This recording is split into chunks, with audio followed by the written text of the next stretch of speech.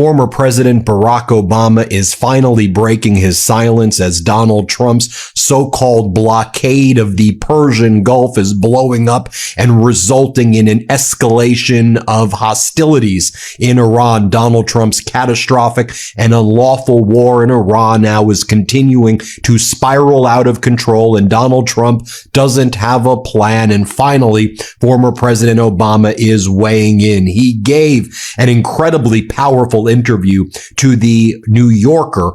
The author of this article, Peter Slevin, interviewed former President Obama. The article was called "Barack Obama Considers His Role in the Age of Trump. The Former President Remains One of the Most Popular Politicians in the Country. What are his obligations to it?" And initially, the article contrasts the fact that Donald Trump's approval is essentially the lowest in presidential history at this point, even lower than Richard Nixon at the time that Nixon resigned. And he compares it to former President Obama's current popularity, which is through the roof, not just among Democrats, where it's approaching 100%, but among independents, it's incredibly high.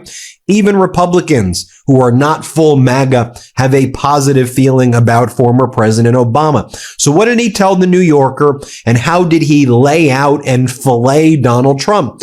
Let me explain to you some of the key quotes from this article. They are indeed powerful. Former President Obama says that, "I believe American leadership as represented by the American president has to reflect a basic regard for human dignity and decency, not just within our own borders, but beyond."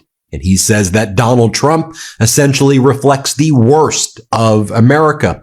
That's part of the responsibility of leadership, Obama says.